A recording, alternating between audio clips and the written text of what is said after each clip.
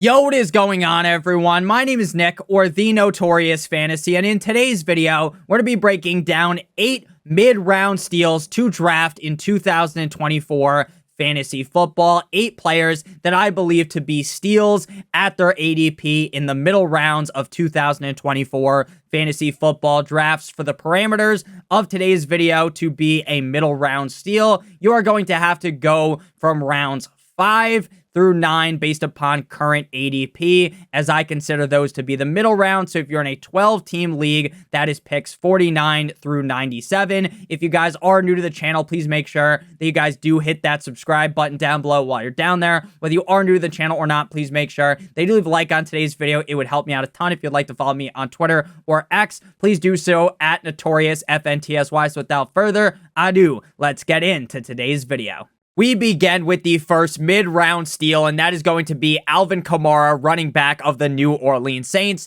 Current aggregate ADP from Sleeper, ESPN, MFL, NFFC, and Fantrax have him as the running back 16 at pick 50. Underdog Fantasy ADP running back 18 at pick 74.5.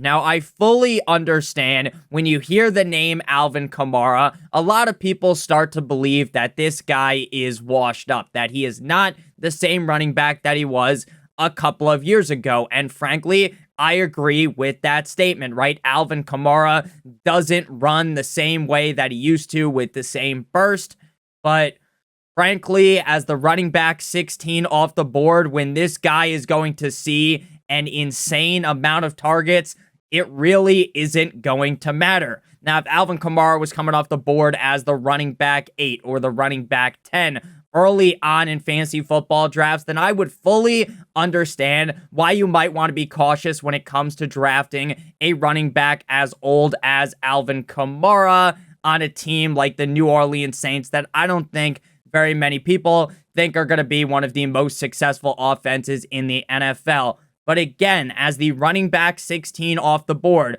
with a quarterback who just dumps the ball down like it is his job, game in and game out, Alvin Kamara's path to success and his path to smash at ADP is incredibly easy. Last year, he only played in 13 games due to the suspension, but finished the season as the running back 11 and was the running back 3 in PPR points per game. He had 180 carries, 13.8 per game, 29th, 694 rushing yards, 53.4 per game, 32nd. Obviously, that doesn't sound the best, but he had 87 targets, 6.7 per game, second at running back, 75 receptions, 5.8 per game, second at running back, 466 receiving yards, 35.8 per game, 6th at running back, and 6 total touchdowns, 24th at the running back position. In terms of efficiency, he ranked 2nd in target share at the running back position and 4th in yards per route run. I understand that Alvin Kamara doesn't have that same look that he had a couple of years ago when he took over from Mark Ingram early on in his NFL career. But, and this is a humongous but, shout out Violet Myers, all Alvin Kamara needs is a bunch of targets. He needs to get the 6.7 targets per game, and that is exactly what he is going to get in this offense with Dennis Allen and with Derek Carr. It is also important to note that Dennis Allen essentially chucked Kendre Miller under the bus, talking about how Kendre Miller can't stay healthy, this, that, and the other thing, which tells me that while we all like the upside of Kendre Miller, Alvin Kamara is going to be the number 1 running back on this team unless there is an injury, knock on wood. So Alvin Kamara's path to success is just getting a bunch of targets, which proved to be true last season, and I see no reason as to why that won't be the case in 2024. If you are in a PPR league, Alvin Kamara could be the reason why you win your league. Again, I get Alvin Kamara is dusty. Alvin Kamara is this. Chief Keef ain't no hitter. Things like that, right? But at the end of the day, he was the running back 3 in PPR points per game last season. It doesn't take a rocket scientist to figure out that at running back 16, Alvin Kamara can pay dividends. At number 2, we got George Pickens, wide receiver of the Pittsburgh Steelers, aggregate ADP wide receiver 27 at pick 54, underdog fantasy ADP wide receiver 27 at pick 39.5. Now, a couple of weeks ago, there was a rumor going around that Brandon Ayuk was going to be traded to the Steelers.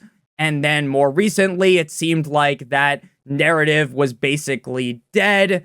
And then within the last couple of days, there's been a bit more of a spark underneath that idea. As of right now, my assumption is that Brandon Ayuk doesn't get traded to the Pittsburgh Steelers. If that does end up happening, we will have to adjust the rankings of both Pittsburgh Steelers receivers, being both George Pickens and Brandon Ayuk. But that is just a rumor, right? So I'm not going to take it as point blank guaranteed to happen. So my assumption as of right now is that Ayuk is going to be a 49er and George Pickens will be the number 1 receiver on the Steelers. Last season was not the best season for George Pickens, but at ADP, you definitely didn't feel like you were led astray or run amok in a way, right? He was the wide receiver 30 in PPR, the wide receiver 36 in PPR points per game, tied with Terry McLaurin and Chris Godwin. 17 games played with 15 starts for George Pickens, 106 targets, 6.2 per game, 28th at wide receiver, 63 receptions, 3.7 per game, 36th, 1,140 receiving yards, 67.1 per game, 16th, and 5 total touchdowns, 29th at the wide receiver position. The reason why George Pickens was not successful last season had nothing to do with George Pickens' skill set and had everything to do with the quarterback situation in Pittsburgh. Whether it was small hands Kenny Pickett, kissing titties Mitchell Trubisky, or Mason Rudolph, the red-nosed reindeer, things did not go well for George Pickens. George Pickens was essentially bent over a table by the quarterback play on the team. It didn't matter if George Pickens was standing there wide open with no one within a school zone radius of him. The ball would be thrown 8,000 yards over his head. It would have been thrown and bounced a couple of times in front of him, or would just be thrown directly to the fucking defense, because the quarterback play was essentially done by Stevie Wonder last season. I get Russell Wilson, Mr. Unlimited, or Justin Fields aren't necessarily the cream of the crop quarterbacks in the year 2024. But as long as the quarterback play isn't complete and utter dog shit, George Pickens as the wide receiver number 1, the clear wide receiver 1, without Diontae Johnson in this offense, the upside for George Pickens is just like Russell Wilson, unlimited. In terms of efficiency, he was 5th in yards per target, 1st in yards per route, 11th in yards per team pass attempt, 7th in dominator rating, 16th in unrealized air yards. And to put a bow on the narrative that the quarterback position was terrible, he ranked 78th in target accuracy. Again, I'm not going to sit here and fondle the metaphorical balls of Justin Fields or Russell Wilson, and I believe Russell Wilson will be the starter. But either way, those guys are levels ahead of the quarterback play that we saw last season for George Pickens. Add in the fact that Diontae Johnson is now chilling in Carolina with another short king, Bryce Young, and add into the fact that there has been significant talk that George Pickens in his 3rd year will be used as more versatile in terms of formation alignments this season. We heard a couple of months ago that the team wants to use George Pickens more in the slot, which is somewhere where George Pickens was incredible in his college game. So I understand everyone basically loves to shit all over Arthur Smith, and rightfully so. But if Arthur Smith is going to roll George Pickens out there as the slot wide receiver on this team, I think he could easily finish inside of the top 24 with a path to being a top 12 wide receiver due to the skills that he possesses, and also due to the fact that his competition is Van Jefferson, Roman Wilson, who's a rookie who is now in a walking boot, Calvin Austin, and Julian Edelman 2.0, Scotty Miller. The upside here for George Pickens is significant. At number 3, we got Anthony Richardson, quarterback of the Indianapolis Colts, aggregate ADP quarterback 6 at pick 58. Underdog Fantasy ADP quarterback 5 at pick 56.8. Now, Anthony Richardson is going to be a player that I have talked about a couple of times this offseason as polarizing. There are going to be a lot of people that drafted Anthony Richardson last season and felt as though the injury concern is too much for them to touch him with a 10-foot pole. And there are going to be other people like myself who understand there is some injury risk there, but they are going to plug their nose and dive straight in Michael Phelps style due to the upside that Anthony Richardson possesses. In his rookie season, he was the quarterback 39, but that's because he played in 4 games. He was the quarterback 11 in PPR points per game. He missed 1 game with a concussion, and then he missed the rest of the season after sustaining an AC sprain in Week 5 up against the Tennessee Titans, a game in which he got hurt relatively early on, which actually hurts his per-game statistics. He was a top 4 quarterback in 2 of 4 games. As a rookie, he was a top 4 quarterback in 2 of his first 4 games. Top 4 in 2 of 4 games. Say it again for the people in the back, right? This dude, Anthony Richardson's upside is quarterback 1. Coming off the board as the quarterback 6, he could put up crazy big numbers due to his rushing upside. He is also in an offense with solid weapons around him. I am a fan of the talent of Michael Pittman Jr. and think he is definitely underrated in the minds of many NFL fans. They had Josh Downs from last season. They draft Adonai Mitchell, and they have some other ancillary pieces as well as Jonathan Taylor, who is a solid check down piece. Now, is Jonathan Taylor one of the premier pass catching running backs in the National Football League? Of course not. He is no Christian fucking McCaffrey, but he is still very solid. He is in an offense that is coached by Shane Steichen, the guy that had Jalen Hurts and Miles Sanders putting defenses in a headlock weekly. Anthony Richardson is also a quarterback that has a cannon attached to his arm. Now, you might say there are some accuracy concerns, and I would agree with that. I would agree that there are some accuracy scares with Anthony Richardson, but at the end of the day, due to the significant rushing upside, again, this guy played in 4 games, and he got hurt in one of them relatively early on. He rushed 25 times for 136 yards and 4 rushing touchdowns. He threw 3 passing touchdowns with just 1 interception. I get that he got hurt last season, but the upside is way too significant for me not to take that deep shot on him, point out of the park, Babe Ruth style, and swing, because I legitimately think his path to being the quarterback 1 is not that hard. It's really not that hard to tell yourself that Anthony Richardson could be the quarterback number 1. Now, I get if you're trying to wrap a condom around your team, it's a little bit scary, but I am willing to take that risk. At number 4, we got Jayden Riley-Reed, wide receiver of the Green Bay Packers. Aggregate ADP wide receiver 35 at pick 72. Underdog Fantasy ADP wide receiver 34 at pick 57.4. Now, there's definitely a debate right now on who the number 1 weapon will end up being in Green Bay this season, and it's basically between 2 guys. Now,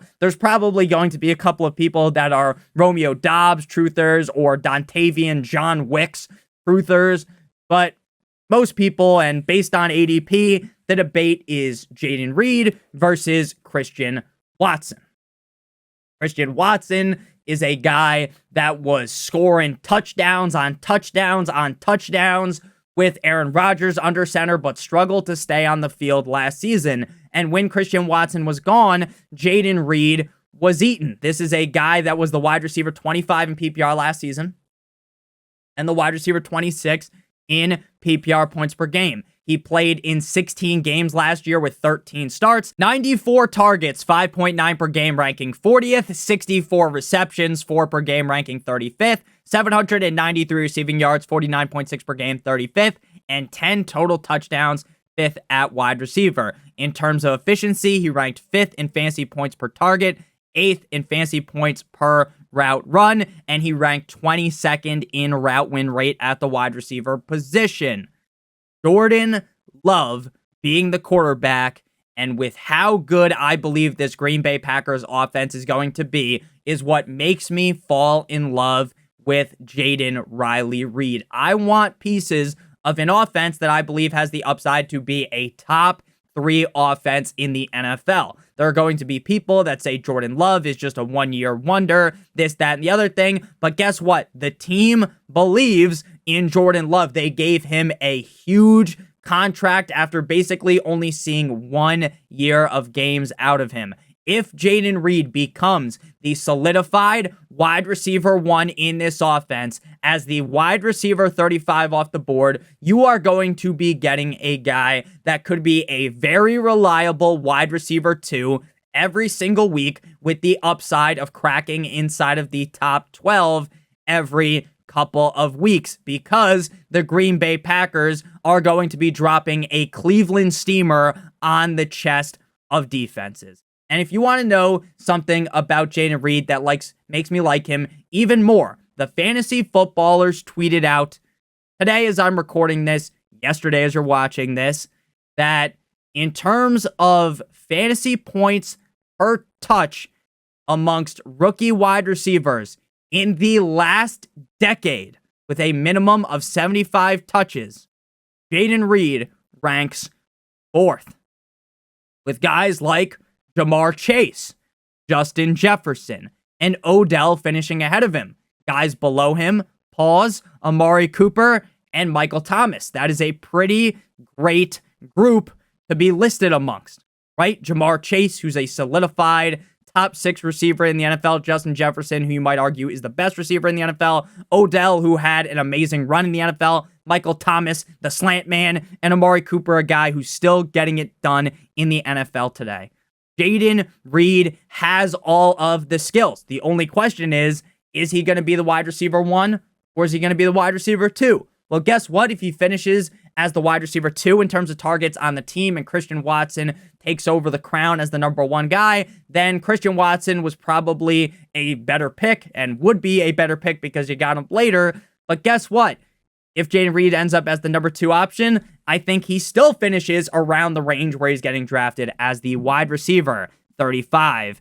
At number 5, we got Chris Godwin, wide receiver of the Tampa Bay Buccaneers. Aggregate ADP wide receiver 37 at pick 75. Underdog Fantasy ADP wide receiver 37 at pick 59.7. If you guys have enjoyed today's video thus far and you are new to the channel, hit that subscribe button down below. And while you're down there, whether you are new to the channel or not, make sure you leave a like on today's video. It would help me out a ton. So Chris Godwin last year was definitely a disappointment. He was the wide receiver 28 in PPR, tied with Terry McLaurin, and the wide receiver 36 in PPR points per game, also tied with Terry McLaurin, as well as George Pickens. Despite playing in all 17 games and ranking top 18 in terms of targets with 131, 7.7 per game, ranking 15th in receptions with 83, 4.9 per game. He ranked 23rd in terms of receiving yards with 1,024, 60.2 per game, and only scored a measly 3 total touchdowns, ranking 58th.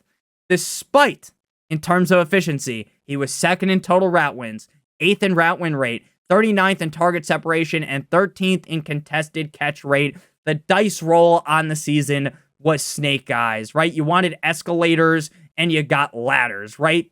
At the end of the day, while Chris Godwin was certainly a disappointment last season, you could clearly see that this guy is by no sense of the imagination washed. And you can also see that if you pay attention to the formation that the offense was using and where they were placing Chris Godwin in the formation, you would realize that they really fucked things up. and that Chris Godwin, who got a crazy amount of targets, could have done significantly better if they had put him in the right scenario.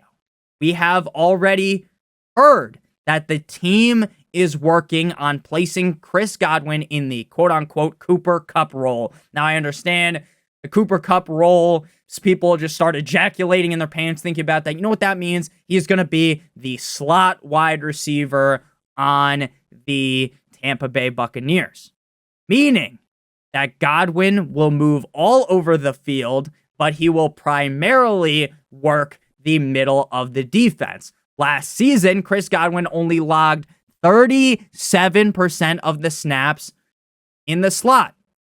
You'd be like, okay, that's not really that crazy, Nick, right? 37%. That's good. 37% of snaps. Well, the prior 3 seasons before last year, he was around 70% of the time in the slot. So 70% compared to 37% is a very large difference. You throw Chris Godwin back in the slot, and the guy's upside increases greatly because, again, he is able to just fondle the defenders over the middle of the field. Chris Godwin is a very talented wide receiver who is just being discredited because of what happened last season. I get that some people might think that Baker Mayfield is a little bit fugazi, but I still believe strongly in Baker Mayfield, and I believe Baker is the guy for the Buccaneers. So Chris Godwin is in for a bounce back season and is a great pick, a steal, I might add, as the wide receiver 37 at pick 75. At number 6, this is where people will start to agree, right? I think there's people that are going to be nervous about Kamara. It seems like a lot of people like Pickens. A lot of people like Richardson. Seems like a lot of people are with me on Jayden Reed. People love Chris Godwin, unless you drafted him last season. But with Zamir White, people are just labeling Zamir White, running back of the Las Vegas Raiders, as this year's Chase Edmonds, as this year's Alexander Madison, right? The guy that has a couple of hot games towards the end of the season and ends up being a bust of crazy magnitude the next season. Now, the biggest difference between Zamir White and those other guys is that Zamir White is not being just pushed up the board to being drafted in a round where there is some heavy draft capital going into it, right? And especially before last season, right? You'd have this guy have a strong finish at the end of the season. People watch the highlights. They remember how great he was. And they start drafting the guy in the 3rd round, or in some cases, the 2nd round. Shout out Keon Johnson. But Zamir White's coming off the board as the running back 25 at pick 81. At running back 25, there is significantly less risk. We talk about this a lot in the channel as you get deeper and deeper and deeper into the draft, into the back of the middle rounds. What you need to be doing is hunting more for upside and stop worrying so much about consistency. While I do think that Zamir White will end up being a consistent running back for the Raiders, the upside here is what makes me really like him. In terms of underdog fantasy ADPs, coming off the board is the running back 23 at pick 87.5. Last season, he was the running back 56 in PPR and the running back 56 in PPR points per game, but that is not very important because he only had 4 starts on the season, but he played in all 17 games. From weeks 1 through 14, he was on his Bobby Boucher. He was the water boy, right? He was chilling on the bench while Josh Jacobs just kept running like fucking Forrest Gump, right? But in reality, once Josh Jacobs got hurt and once Zamir White had to stop playing second fiddle, had to stop holding Josh Jacobs' Gatorade, he was able to take over this backfield. There was a lot of talk about how Zamir White's going to split the backfield with Amir Abdullah, and Zamir White really wasn't going to be the clear workhorse back for the team. He wasn't going to clearly be the guy. Well, that narrative ended up getting kicked directly in the gonads immediately. Because Zamir White, the second Josh Jacobs got hurt, he came in and looked great. In 4 out of 5 starts, he had over 100 all-purpose yards, seeing on average 3.2 targets per game. Now, Zamir White's a guy that 3 targets-ish per game is good for him. Now, he's not such a shit pass catcher like the old Derrick Henry, and he's not a great pass catcher like Austin Eckler, right? He's a guy that would benefit from just getting the targets, getting a couple of receptions, and adding on to his point total, but he's not a guy that if he's not getting targets, it doesn't really hurt him in a huge way. Again, obviously, for every running back, every receiver you draft, the more targets, the merrier. But it is not life or death for Zamir White the same way it would be for Alvin Kamara, right? If Alvin Kamara magically was just getting 2 targets per game, then based upon how we talked him up and where he's getting drafted, there's just no way he is going to pay off at ADP if he's not getting a lot of targets. Whereas Zamir White could still have a nice running back 25 season without the targets, even though I think he will finish higher than that. Head coach of the team, Pierce, has already discussed wanting to give Zamir White 300 rushing attempts this season. We already know that Pierce's MO as the head coach is to run the shit out of the ball.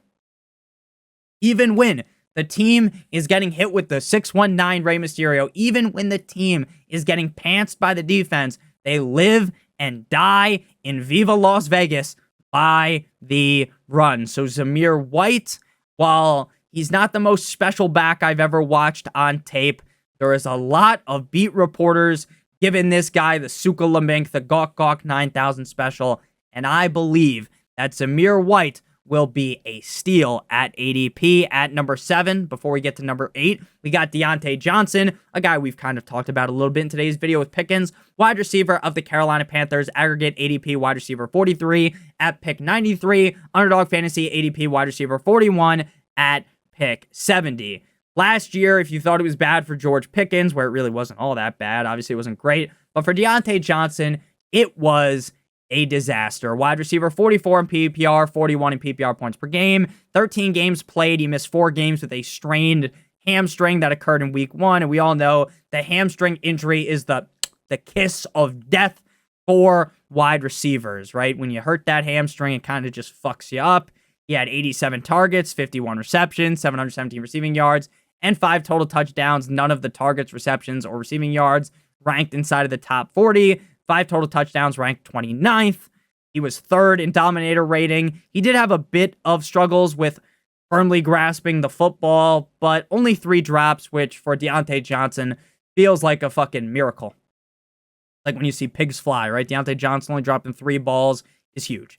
But man, oh man, was the quarterback situation bad. And again, we already basically laid the beat down onto Mason Rudolph and Mitch Trubisky and Kenny Pickett. So I'm not just going to regurgitate the exact same shit I talked about when I talked about George Pickens off the top of today's video. But the quarterback play had Diontae Johnson locked up. Don't let him out, Akon style, right? Diontae Johnson was basically held at the mercy of the quarterback play, and it just wasn't good. It was not that it wasn't good. It was fucking awful, right? He ranked 77th in terms of target accuracy.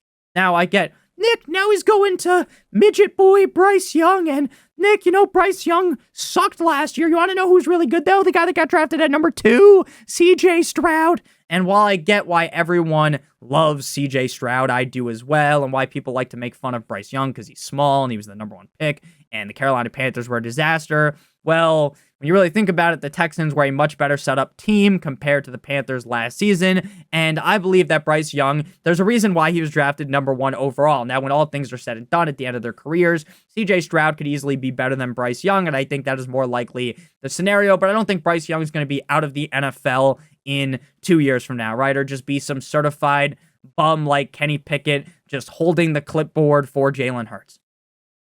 Diontae Johnson is on an offense with Xavier Legette, ancient Adam Thielen. There aren't a lot of guys that are going to be stealing the targets away from Diontae Johnson. There's a very clear path for Diontae Johnson being the number 1 target on the Panthers. Again, the term number 1 target on the Panthers might make some of you guys vomit, but if you remember at the beginning of last season, Adam Thielen was hitting defenses with the fucking guillotine, Dustin Poirier style, right? Diontae Johnson could be just like Adam Thielen last year, except for a little bit more consistent. Now, I'm not going to sit here and just say that Diontae Johnson's a clear-cut top 12 wide receiver, even though he has been a very reliable wide receiver over his career, especially with Big Ben Roethlisberger. But as long as Bryce Young isn't completely and utterly limp dick, I think Diontae Johnson could be a reliable flex option every single week due to the sheer amount of targets he receives in this offense. Plus, the Carolina Panthers are probably not going to be in a lot of great game scripts where they can run the ball out late in the fourth quarter because they're up by 24, right? They're going to have to throw late in games because they're going to be playing from behind, and that gives even more targets towards Diontae Johnson. If Diontae Johnson was coming off the board much higher, there'd be big reasons to be nervous, right? Be a little bit skeptical. But as the wide receiver 43, with a guy who has played great in the NFL, has played some great ball, I think Carolina could be a wide open door here for great success. Shout out to Borat to close out today's video. We got number 8, Keon Coleman, and I have officially turned to the dark side. I was seeing people slob on the knob like corn on the cob on Keon Coleman for months. The guy makes some funny videos. He's a very funny guy, very personable guy. I bet he would be an awesome friend, but I really had concerns with his game, right? In college, he never really jumped off the screen when you watched him play, right? He never really was a guy that was getting a shit ton of targets, commanding a large target share. He was, though, the 33rd overall pick in the 2024 NFL draft and was allegedly hand-selected by quarterback Joshua Allen. 12 games at Florida State at 20 years old. He had 50 receptions on 90 targets for 658 yards, 13.2 yards per reception, 20.8% target share, and 11 receiving touchdowns. Obviously, those stats are by no means bad, and when I mentioned that he didn't really have the craziest production in college, I didn't mean he was just some schlub not doing anything, right? You have to do at least something to get picked 33rd overall, but nothing that jumps off the page, right? But once you really start to look into things, it's like, how likely is it that he's better than Curtis Samuel, Khalil Shakir, Terrell Shavers, who sounds like a fucking made-up guy that you get in NCAA football 25 after playing 5 years down the line, right? The guy you recruit, he's like a 2-star recruit from Alabama, right? Mac Hollins, Chase Claypool, who is just a disaster, MVS, right? The competition is just so light that I think Keon Coleman could grab a stranglehold of this wide receiver 1 role. Josh Allen recently noted that Keon Coleman's game is off the charts, off the chain. He actually said off the charts, but I just added in off the chain for further emphasis. And the fucking beat reporters are beating this guy off like a happy ending daily. Every report you see out of Bills camp is just oogling and ogling over Keon Coleman. Now, do I think Keon Coleman is locked and loaded, guaranteed to be the wide receiver number 1 in the Buffalo Bills offense? No. I do not believe that is a guarantee. I wouldn't bet any money on any of these motherfuckers being the clear number 1 target in this offense. I think your best bet would be on either Keon Coleman, Curtis Samuel, who's the veteran, or Khalil Shakira, who has had some flash games in the past. But based on how the beat is just drumming, the drummer boys are drumming for Keon Coleman, I just can't pass him up. Again, at ADP, I like him, right? On Underdog, where he's coming off the board at pick 77, it feels a lot more suspect than it does an aggregate ADP as the pick number 95. This is a take that I want you guys to take in a way lightly. A take that could very easily change if in 2 weeks we've seen some preseason action and Keon Coleman is nowhere to be found, or if the drummer beat ends up going the opposite way and Keon Coleman is terrible or something, then we can start to change our mind, right? All of these takes, there's a chance I change my opinion on them. But as of right now, August 3rd, I'm starting to really like Keon Coleman. I'm catching Keon Coleman fever. and it's contagious. So thank you guys all so much for watching today's video. Let me know down below in the comment section if you guys agree or disagree with my mid-round steals list. And let me know if there's someone that I am missing out on that you guys love to target in the middle rounds of 2024 fantasy football drafts. Thank you guys all so much for watching today's video. I really do appreciate it. If you are new to the channel, make sure you guys hit that subscribe button down below while you're down there. Whether you are new to the channel or not, leave a like on today's video and check out one of the videos on your screen if you haven't seen them already. We recently reached 32,000 subscribers. I thank you guys from deep down at the bottom of my heart. It means everything for me. And I love you guys so much. Without you guys, the whole ship sinks. So I love you guys all so much. Hope you have a great one. And I'll see you guys soon with another video. Good boy.